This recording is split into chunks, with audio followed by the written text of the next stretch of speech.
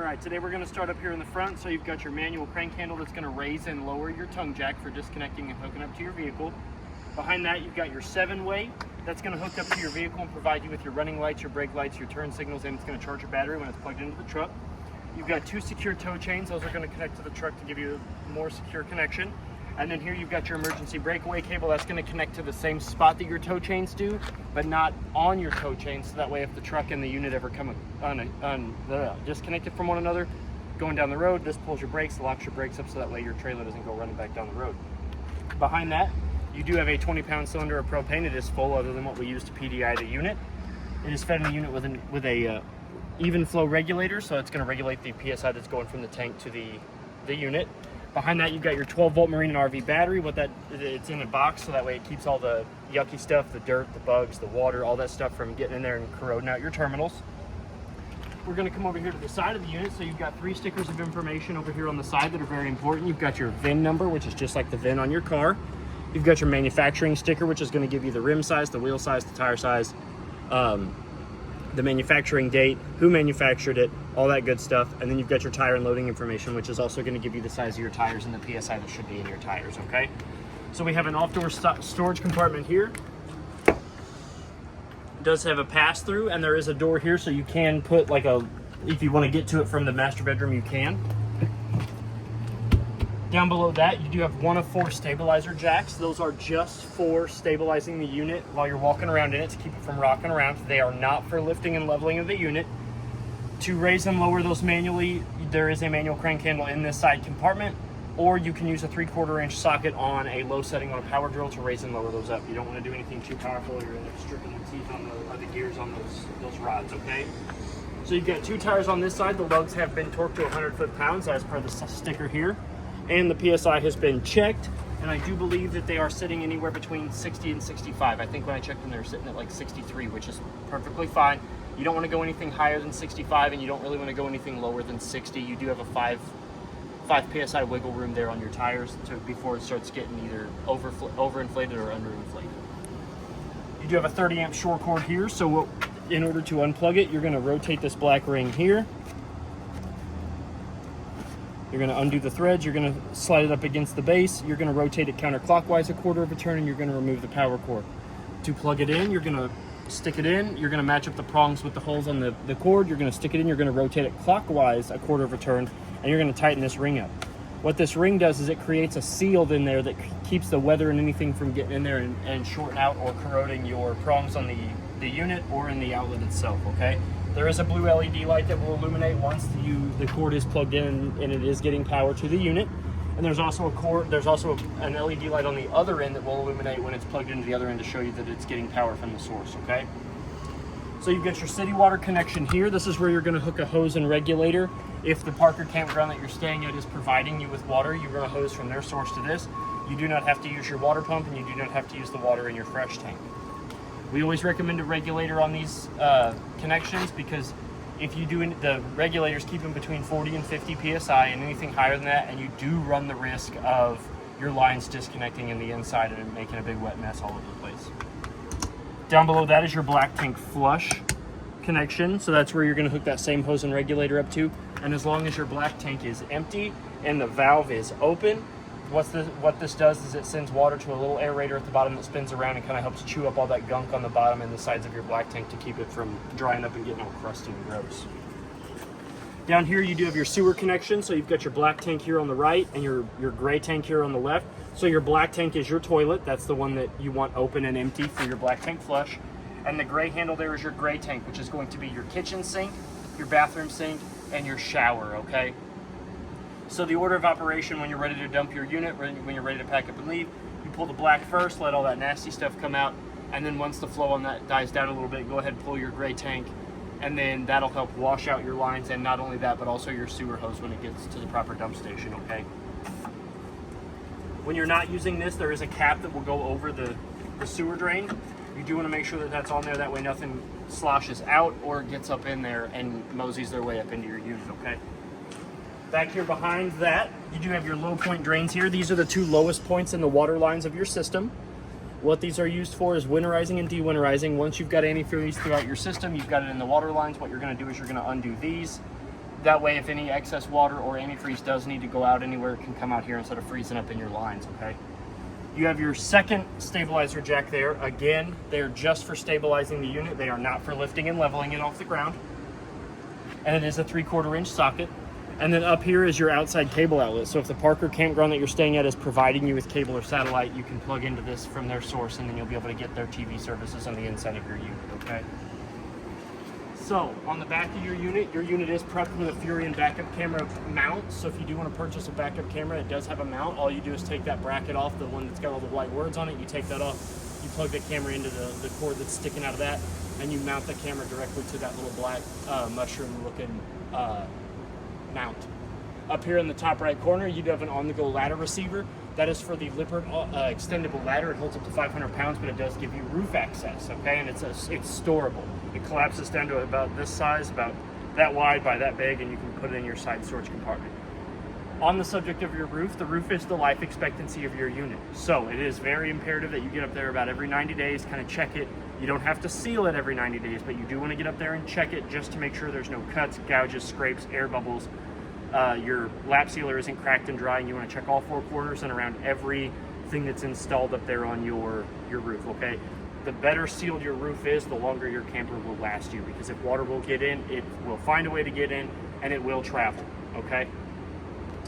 So your tire back here, the PSI has been checked in it. It is sitting at 65, and the 2 lugs that are holding it onto the farrier do not need to be torqued down to the 100 foot-pounds like the tires on the side of the unit, but they do need to be wrench tight, okay? So you don't want this falling off when you're traveling down the road. You do have a lighted license plate bracket there, but on the right side of the tire. We're gonna come over here to this side. You have your third stabilizer jack, and I'm gonna say this at all 4 corners. The stabilizer jack is not for lifting and leveling. It is for stabilizing the unit while you're walking around in it only. You do not want to use it to lift and level your unit up off the ground. And again, it is a 3/4 inch socket or the manual crank handle that's in the front side compartment, okay? Your 2 side tires here, they're also been torqued to 100 foot-pounds, and the PSI is anywhere between 60 and 65. Your furnace vent here, you've got 2 ports. You've got intake and exhaust. This is where the hot air is going to come out at. Now, this whole panel does get hot enough to cool the hair on your arms and to scald your skin. So if you've got people running around your camper while you're using your furnace, do tell them to avoid this, okay? Another good investment for your furnace vent is mud dauber screens. It's 2 little domed vents that go over this. They keep the mud daubers from going up in there, building nests, and inviting all their friends and family. It's a $20 a part, or it's $150 an hour for us to go in there and fish all those mud daubers out, okay? So it's a really good investment. And once you put them on there once, they're golden. So you've got your fresh tank port here. This is where you're gonna stick the hose and regulator, so that way you can fill your fresh tank. And it doesn't, there's no threads on the inside, so your hose and regulator will just sit in there to fill your fresh tank. One thing I want to go over on the left-hand side of the tires down here is your LP quick connect port. So if you do decide to get an outside grill, or you have anything that runs on outside propane, you're going to remove the silicone stopper here. You're going to push back on this, exposing those ball bearings. You're going to take the male end of your disconnect hose and you're going to push it in there. You're going to let this go once you've got it far enough in there, and this should lock into place. You're going to give that LP hose just a gentle tug just to make sure it's in there securely. And then to get the flow of gas going from the tanks to this unit, you're going to move that valve to where it's parallel with the port, and that's going to allow the gas to start flowing, and that's going to keep this from disconnecting when you're using your outside grill, okay? But when you're done, you do want to make sure that the silicone stopper is back in that port, because again, anywhere where gas comes out of your unit, mud daubers are going to go and they're going to build nests in those places, okay? And have little parties. And have little parties, yep.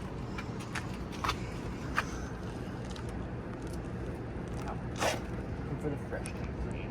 Okay, so your fresh tank drain, how you're going to drain your fresh tank when you're ready to take your unit on the road. So there is a black threaded drain valve right in between the axle and the leaf spring support right there. I don't know if you can see it. It's right there. Yep, right there. That is where you're going to drain your fresh tank at. Now, it does have a cap, but I always keep the cap in the water heater compartment whenever I've drained them. It's just this little plastic white cap. I always store it in here so that way it never leaves the camper and it's always got a place to go. I always like to leave them off, especially after I've drained the fresh tank, because once you take this thing down the road and it starts to shimmy and shake a little bit, it's going to also help shake all the rest of that water out, because when it's sitting level, you do have water that'll get trapped in your fresh tank. So if you leave that cap off while you're traveling down the road, when your unit starts to shake down the road, it will help drain the rest of that water out of your fresh tank for you. That way it won't get stagnant or yep. smell weird. So you do have an outside 110 GFCI protected outlet out here, so you can plug in stereo, TV, anything like that. In your hot water heater compartment. So it is gas, but you've got three important things. So you've got your anode rod down there, which is a 1 1/16 socket. That anode rod is a steel rod that runs the length of the bottom of the tank.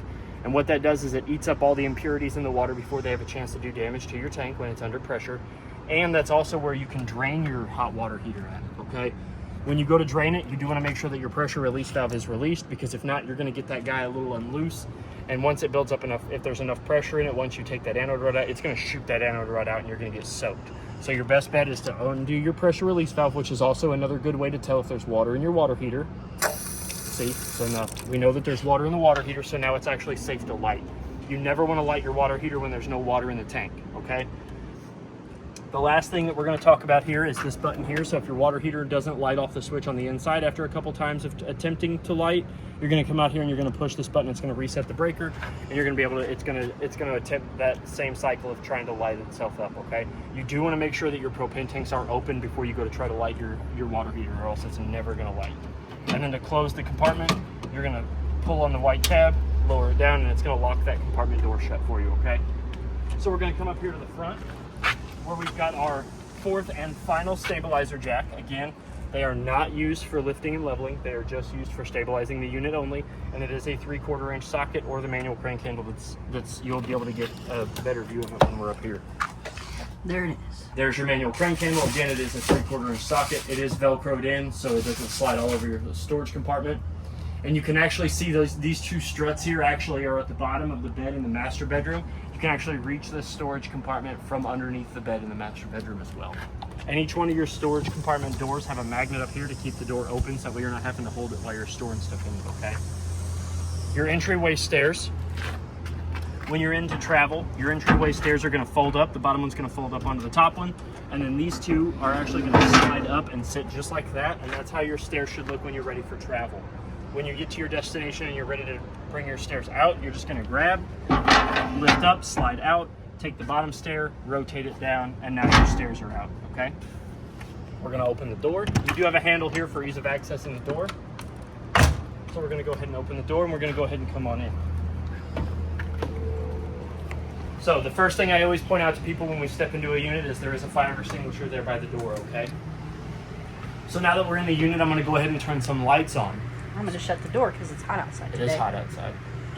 So I'm going to turn the lights on, and if you notice, that's going to turn on every light in your unit. Not only the bathroom light, but the lights above the bunks and the lights in the bedroom. So this one switch controls all of them.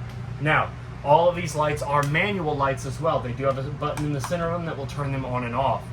So they all have to be in the on position for the switch to turn them all on. So if you ever walk in your unit and you flip this switch and some of your lights don't come on, don't panic. The first troubleshooting step that you're going to want to do is come over to your light, hit the center button, and make sure that the light is on first before you start worrying about that switch, okay? And the opposite is true. Let's say you don't want your bedroom lights to come on. When the switch comes on, so you can turn them off. So you just turn them off, and then now they won't come on and off at all with the switch. Just like the one in the bathroom, if you don't want the bathroom light on, because if you can see above the door there, it goes on and off with the switch as well. So all of your lights turn on. So if you don't want them all to come on with the switch, you have the power. Yep. So the next button over is your awning light switch. So there is a strip of LEDs that run the length of your awning tube that if we... I don't know if you can see that out there in the light side. Mm-hmm. That's going to turn that awning lights on and off. This button here is going to bring out and extend out and retract back in your awning. So if I... We're going to go ahead and send out your awning. So as you can see how fast it's going out, it comes back in just as fast. And it's very important that if you're going to step away from your unit for any more than 5 minutes, always bring your awning back in. Your awning is actually one of the most expensive repairs on your unit, so it's very important that you bring it in. So now that we have it out, you can see that it does have a skirt that hangs out. This is where you want that skirt to stop, because not only is that going to provide that skirt with the optimum amount of length that it has to do its job, but it's also going to provide you with the optimum amount of slack in your awning canvas at the top, so that way the wind doesn't rip it off if it's too tight, and it doesn't sag and collect water if it's raining when it's too loose, okay? But it's very important that canvas can be damaged by strong winds. The arms can be damaged by strong winds. A loose branch can come and poke a hole in your canvas. You never know what's going to happen. Even when you are using it, you never know what's going to happen. But if you're going to step away, always bring your awning back in. Well, the last thing about your awning that we're going to go over is that on the bottom of your two awning arms, you actually have that bottom arm that comes out that's got the silver bolt running through the center of it. You can actually grab those arms and pull down on them. And what that does is that's going to provide you with a pitch point, so that way you can lower the pitch of your awning on one side or the other. Okay, so say the sun's coming down, you know, the sun or the rain's coming down on either the front side or the back side or the front as a whole. You can manipulate one side or the other, or you can do both, and that's going to create a steeper pitch off the front of your awning, so that way the rain and the sun ain't coming in at you when you're outside using your awnings. Okay. And now that we're done with that, I'm going to go ahead and bring it in just so you can see how fast it is. And while he does that, the one other thing is on this unit, you have to make sure your door's not all the way open, or it'll keep your awning from opening and closing. So as you can see, the awning does go in pretty fast. So if you're ever going to go, like, you got your camper at the campground and you're going to go and you're going to enjoy some outside time, always bring your awning in. It's just a good idea. Yep. And it comes in, like, it comes in pretty quick, so. Yeah, look, it's already almost all the way in. Now it's in. And now it's in. So now that we're done with that, we're going to move up to the other two lights. So you've got your tank heater button. So this button here, this is your water heater. This is going to attempt to ignite your water heater that is on gas. So you're going to flip this. You've got a DSI fault light that's going to come on. Your DSI fault light's going to stay on for about 30 seconds. And then it's going to go off, and then if you have your door open and you're standing around your water heater, you're actually going to hear your water heater click. That's the pilot light attempting to light, okay? If it doesn't light, this DSI fault light's going to come back on, and after 30 seconds, it's going to attempt to relight itself. It does that 4 to 5 times, and after the 5th time, if it doesn't, you do want to turn this button back off. You do want to go outside and you want to make sure that there's water in your water tank, your water heater. You want to make sure that your propane is open, and then you want to hit that button, and then you want to attempt to relight your water heater, okay? And it does illuminate when it turns on, as well as your water pump button.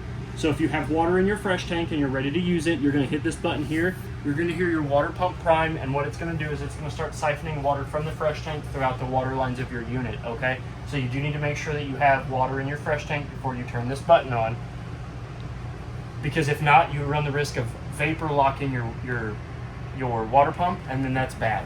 You don't want to try to dry heave your water pump, okay? It's going to start trying to suck air, and it can freeze up, it can lock up, and all that good stuff. But if you are using City Connect, so if the park or campground that you're staying at is providing you with water, you do not need to turn this on. Once you connect the hose to your City Connect and you turn the water on at its source, you will automatically have water being pressurized throughout the lines of your unit, okay? Up here at the top, you do have 4 buttons. So you have your battery button. That's going to read off of these 4 LEDs here, as well as the bottom table here, the L, F, G, and C. So if we press that, you're going to notice that all 4 lights illuminate. That is because we are plugged into the 30 amp short cord. If we remove that 30 amp short cord from the unit and we remove the plug and we press this, then we will get an accurate battery reading, okay? This fresh button here, that is the button to monitor your fresh tank level. So as long as, if you've got water in your fresh tank, it will tell you whether it's empty, 1/3, 2/3, or full. Your black tank is your toilet, and the gray tank is your shower, your kitchen sink, and your bathroom sink as well, okay? So now that we're done with that, we're gonna immediately come up overhead. We've got a smoke detector up here. You really wanna test those about every 90 days. I always tell people, better than that, every time you use your unit, come in here, hit that button, let it do its thing. It only lasts about 5 seconds, it beeps, and then you know you're good to go in case of an emergency, okay? As well as the LP and carbon monoxide detector down there by your fire extinguisher. That is also a very important thing to check about every 90 days, or I like to tell people again, do it every time you're gonna use your unit. Hit that button, let it do its test, let it make sure that there's no loose propane or carbon monoxide in here, and then proceed to finish packing up for the weekend, okay? As somebody that survived a house fire, these 2 things here, I recommend them by all means. make sure that they work. We're going to move along this wall here. So you do have a GFCI protected 110 outlet, as well as this wall here is your TV backer. So this is where you can mount a TV mount and a TV if you do want to put one in here. As well as you do have a 110 GFCI protected outlet up there for your plugging in your TV, as well as a coaxial outlet. So if your Parker campground is providing you with cable, you can get the cable on the inside. This unit is not equipped with an antenna, so you do not have live television through the antenna, but it does have access in case the Parker campground that you're staying at provides you with cable, or if you have, you know, streaming services, Wi-Fi, all that good stuff, you can use that way as well. So you do have your standard window with the standard vinyl mini blinds, just like the ones at home. I used to get in trouble for playing with as a kid. And then on this side, you do have the rod that allows you to switch the pivot of the blinds themselves, okay? If you do want to keep your blinds down all the time, you can lower this down all the way, and you can actually lock it into place with these two locks here attached to the wall. So if you do want to keep your mini blinds down all the time, you can do that. It is recommended that if on these style of blinds here, that when you are in travel, they're either locked into the down position or they're locked into the up position, okay? So you do not want them down without being locked in if you're going to travel, because they run the risk of doing damage to themselves, okay? You do have a long string. I always tell people it's always good to just tuck it up here into this storage rack that you do have above head. You do have a nice big white sink. Your faucet is black. It does swivel, so you can get to one side of the sink or the other. You've got hot controls all the way to the left, cold all the way straight up and down, and then to draw water from the unit, you just pull back on the head. Okay? Your Sink stopper in the corner. Sink stopper, just like the one at home. All it does is just sit in the sink. Your window opens up by flipping up this knob here, and then you can drag both the window and the screen, or just the window, all the way towards the door. Your stove here is a Furion stove, but so the glass top, you can cook on it, or you can't cook on it. It does get hot. I don't know what I was saying. My brain got ahead of me. It does get hot, but it does not get hot enough to cook on. So if you're going to use your stove, you do want to flip up on the first panel, flip up on the second panel, create a backsplash, and then to turn your oven on, you're going to hit this switch here, go from O off to I ignition. Easiest way to remember that. And then you're going to push in on the knobs. They're going to dull. You're going to turn them. You're going to match the little flame icon up to the white arrow. And then you're going to turn your striker.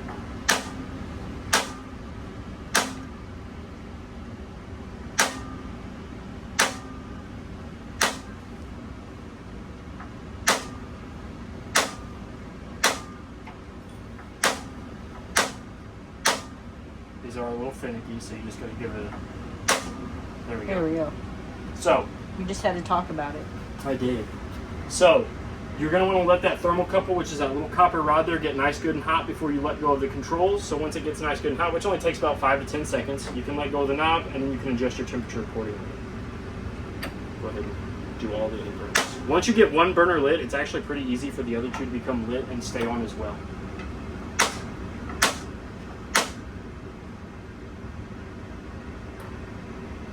And then to turn them off, you just rotate the dials till they say off. You don't have to worry about the striker. And then you can come over here and turn your burners back off. And now, if you've used your stove for an extended period of time, like to cook, to boil water, you do want to make sure that you do not lower this back down until your burners have cooled off, because you do run the risk of shattering that tempered glass. Below that, you do have a Furion microwave.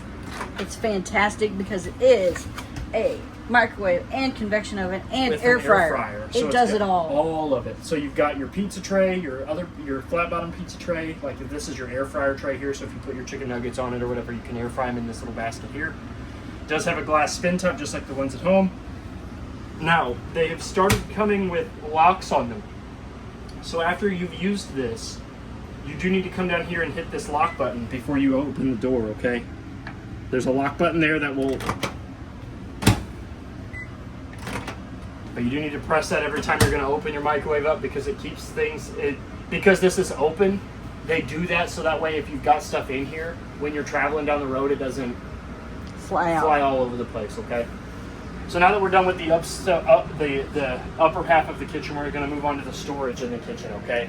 So, which is fantastic. So you've got large drawers here for many utensils, any sort of storage. This is your owner's bag. It does have all the installation guides and user's manuals for all of the appliances.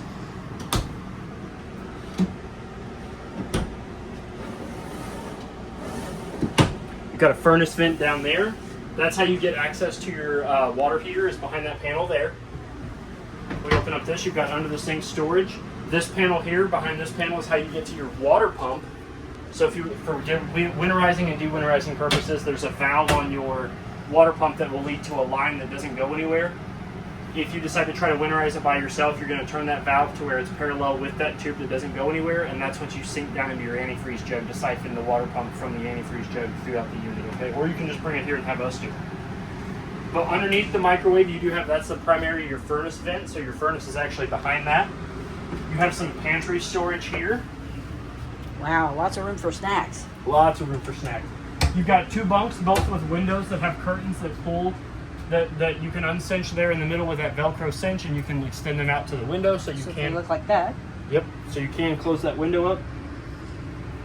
Push button light, like I said, this is also powered by the switch over there on the wall. This bunk, the bottom bunk, has a light that does not work off of the switch. Well, it might. It might. You want to go hit that switch? Well, I would be happy to. Thank you, Patty. You're very welcome. Yes, this light does also work off of the switch. So all the interior ceiling lights in your unit work off of that main switch. So that window also has, if you can see the little black bracket underneath it, this bunk actually folds up to provide you with some more storage. But first, you do want to make sure that the cushion is away from the window, because if not, you run the risk of the mattress catching on that curtain guide. But you can actually lift this up and cinch it at that point up there with this locking mechanism. It's actually better if you lift it up and then you walk to the back and you lift it up from the back, because again, you do not want to catch that window curtain guide. But you can actually lock this up so you can get more storage here, and then there's actually storage underneath the bunk on the far end as well as a furnace vent, so you don't have to worry about anything getting like super cold back here. So you can actually lift that up, use it as secondary storage. Like if you've got a bike or a scooter or something, you can actually put it in here. And then I believe that bottom window is also a fire escape window. Yes, that bottom window is a fire escape window. You can open it all the way up, pull a tab, push the whole window out, and then you can go out feet first. You also have one quick tip. All of your air conditioning vents are white and they're in the ceiling, and all of your furnace vents are black and they're closer to the floor, okay? Because heat rises and then cold air sinks. So they always make sure that they put the air conditioner up top and the furnace vents at the bottom. We're gonna come in here to your bathroom. You've got a nice big shower curtain. You've got a fan up here, so that way if it gets too steamy, you can open it up and then you can turn your fan on. With the touch of a little black button up here in the top right corner. Your vent opens and closes with a tooth and gear lever system. So if you want to close it, you pull down on the handle, releasing the teeth, and then you rotate it to the appropriate amount of open that you want. Now, there is no max air cover over this, so if you do open that up, do be prepared to get wet if it is raining. But technically, you're in the shower, so you're good. So, your shower head does have a button up here, so if you're boondocking it and you don't want to turn your water off, you can actually turn it off up here without actually having to turn your water off. You can get out, the next person can get in. You've got hot on the left and cold on the right, as well as a place for your soap or your scrubbers or whatever else you use in the shower. Your toilet is a 2-portion valve Thetford, so if you put your foot semi down on it, it'll start filling the bowl. If there's water pressure coming out, it's actually a lot more than that. But when you're ready to floor it, you just floor it and it goes to where it belongs, okay? Down in the black tank. Down in the black tank. You've got a under the sink storage down here, as well as access to the P-trap, so in case you flush any jewelry down the sink by accident, you can get to it easily. You've got a GFCI protected 110 outlet there, as well as your sink, which is hot all the way to the left, cold all the way to the right, and to draw water, pull up on the handle. And then you also have a friction stopper that just sits in there and it keeps the water from going anywhere. You do have a odd shaped mirror here with an accent light around the end of it, around the back side of it. That automatically comes on with the light switch, so there's no way to turn that accent lighting off and on. It's always on, okay? Your door is just your standard closing door. You don't have to worry about any sort of locking mechanisms. You've got a Furion fridge freezer combo, so when it comes to these Furion fridges, you do want to make sure that when you're opening and closing it that you're pushing in this paddle, because as you can see, the locking mechanism is just a thin piece of plastic. So if you go to wrench on this and without pushing in that paddle, you do run the risk of that breaking, and then your refrigerator will not seal properly, okay? So you do want to make sure that you're operating the refrigerator with this push handle. You definitely want it, that's your travel lock, so you definitely want that to work. Yep. Your refrigerator controls are up here in the top right corner. The bigger the dot, the colder it will get in here, okay? And that controls both your fridge and your freezer. Now, if you do want to swap the way your refrigerator opens, you can do that with this guy right here. You can remove this paddle, stick it over here, and you'll be able to do it that way as well. That's why they include that. So if you ever want to close up your refrigerator or swap the hinges, you can do that. Down below your refrigerator, you do have your auto detect fuse panel and breaker box. So if we open that up, you've got your breakers here. The most important breaker that I always tell people about is your GFCI one right here. So if any water gets in any of your GFCI outlets, what this is doing, it's going to trip itself into bypass, which is going to go halfway down. What you're going to do is you're going to flip it all the way off first. Then you're going to flip it back on. You never just want to go from bypass to on because it's not going to go back on. So it's always off and then on. And then you can actually reset it here with this little gray button here as well. And then your fuse panel over there is auto detect. So if for whatever reason one of those fuses blow, a little red LED light next to them is going to illuminate to let you know exactly which one is blown, so that way you can replace it without having to worry about it, okay? Next, we're going to move on to your seating arrangement. So this seating arrangement here is a large L-shaped couch. You can remove these side cushions here. I always stick them up above the couch. You actually have two, one for this area and then one that'll go right in here. The reason those are removable is because this also turns into your secondary sleeping arrangement, or third if you got something that can fit on that little guy. So what you're going to do is you're going to lift up on the couch, you're going to bring it towards yourself, you're going to lay it flat, and now you've got a much larger secondary sleeping area for one person, two person, three person. Like I said, if they got a small one that wants to sleep there, they can. To get back into your couch, you're going to lift up. I always grab the back side. You're going to lift up, push in and down, and it's going to rotate back into its seating position, okay? You do have a fold-out table that has extendable legs. So you flip that table up, you just raise both of the legs, little silver hinges will lock into place, and then you can flip it up and use it. And then to revert it back into its laying position to slide underneath there, you push in on those silver hinges. Those black legs will fold in on themselves, and then you can slide it back underneath the couch. And pro tip, that table will also fit in your outside pass-through storage. So yes. If you don't want it under there, you can put it in the pass-through. Yes, it will. This also is removable, so you can actually remove this if you want, so you can have more of a sleeping area. You do have a secondary fire escape window here. It is not labeled as one, but when you pull this out, rotate those or slide those all the way towards the front of the camper, you can get out of this feet first if you need to, in case of an emergency. It does have a different style shade than the kitchen window. This one is a fabric pull down.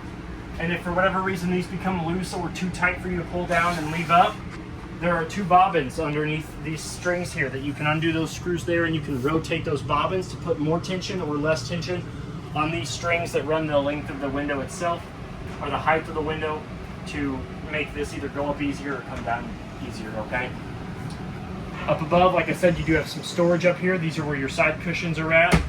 It's all one large storage compartment with two doors, so you can fit many throw pillows up in there. Absolutely. Trey loves throw pillows. Love throw pillows. Storage above head, as well as hat rack or coat rack, depending on what you want to put there. You also have a storage compartment down here underneath the foot of your L-shaped booth seating. You can actually put totes in there if you want. In here in the master bedroom, you do have a sliding door that does have an elastic travel lock, so you always want to make sure that this is locked into place when you're ready to go, because if not, and you're traveling down the road, it runs the risk of slamming into the wall, doing damage to your wall, the track, the door itself, the wheels, all that good stuff. Which will damage your heart. It will damage your heart. But it does have a magnet that'll cinch lock to the wall. So that way, you know, when you're ready to go to bed and you don't want to listen to the heathens, you can shut your door. But you just grab a hold of the elastic band, pull it, and lock it shut, okay? So now that we're in the master bedroom, I'm going to go ahead and turn the lights back on.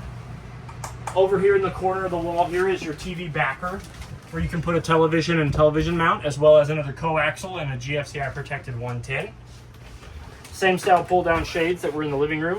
This is also your fire escape window. What you're going to do is lift out the handle, push the handle out. You can actually open the window by just setting the handle semi in the spot. But if you do need to evacuate the unit immediately, you can push this whole thing out, grab a hold of this, yank it out, and you can go out feet first. And this works just like the one in the bunk. Yes. That window over there opens up by pushing the 2 tabs towards themselves in the middle, and then it also has a full shade that pulls all the way down to cover the length of the entire window.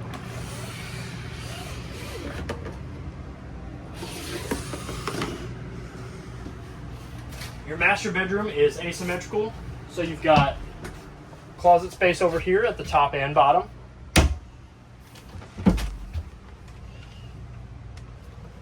You've got above head storage, which is one large compartment with 2 individual doors. Again, for more space for more blankets and throw pillows.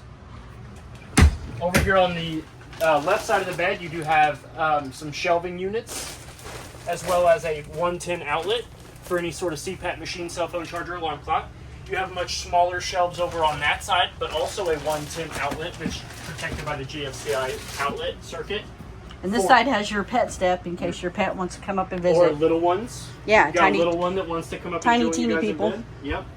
And then underneath the bed, like I said, the outside, whoa, you have access to your tote storage as well as your compartment storage as well, and shoes. Or teeny tiny throw pillows. Teeny tiny throw pillows. I think that pretty much covers everything except for the air conditioner. We're going to go over that next. So your thermostat is over there on the wall behind the refrigerator. So your thermostat is a Coleman Mach thermostat, okay? So it's got a dial here that's going to help you navigate through everything. To wake it up at a standby, you're going to click it. It's going to wake up. You click it again. Now we're going to cycle through the modes, okay? So your modes are going to flash. We've got cool, which is your air conditioner, heat, which is your furnace, cool and heat, which is dual climate control, and dry cool, which is like a dehumidified cool, okay? And then off. When you're using your air conditioner, you're cycling through your fan speeds, which are high auto, high, and low. I always recommend people never turn it off of high auto, because high is just going to make that compressor run all the time. Low and low auto are obsolete. You do not want to use low. Your compressor and air conditioner are going to be doing more work than what they're putting out. So they're going to be stressing themselves, and they run the risk of burning up or freezing up. I mean, that's just no bueno, because in this heat, air conditioners are a must, okay? And then, so we went over your thermostat. Your air conditioner is right here in the center of the unit. You've got 2 dump vents on either end, so right now, it's cooling off the living room pretty great. You can actually close these, and what that's going to do is it's going to send the airflow out of the louvers that run throughout the unit, okay? So, like at night, you know, if you're in your bedroom and the kids are in their bunkhouses, you can close these dump vents, and now you've got air coming towards you guys in the bedroom and the kids over the bunkhouse, okay? But in the daytime, you can wake up, you're like, I want the whole thing to be cool. Open up these dump vents, less flow out of the louvers, more flow out of the center unit. You're gonna get better flow and colder air the cleaner your air filters are in this thing. So in order to get to them, you're just gonna apply some gentle pressure to these grates. These are gonna come down. You're gonna pull these filters out. Now they can be tricky to grab out. I always found it easier to push down on one end or push down somewhere until you can get your finger behind it. You can pull these out. You can run them under some water if they're dusty. Run them under some water, let the dust fall off, shake them off, let them dry for about 5 minutes, and then you just stick them back up in here. And you're not going to hurt them by bending them a little bit by putting them back up in there. So they've got a bracket at the back and at the front. Just line that bracket in, line the other bracket in, they'll set into place. You take your vent. I always do the 2 big tabs first, and then the 3 little tabs just kind of go into place. The cleaner those are, the better airflow you're going to get in your unit, okay? So you do want to make sure you clean those pretty periodically. You wouldn't believe the number of units I've seen that come in and their air conditioner is filthy, and they're like, it's not good flow, and I'm like, let me try it. I clean their filter, I put it back up, and they're like, wow, that works great, thank you. But I think that covers pretty much everything about your unit. If you have any questions or concerns, please feel free to reach out to me here at Parkland RV. My name is Trey. Happy camping and good luck. Thank you.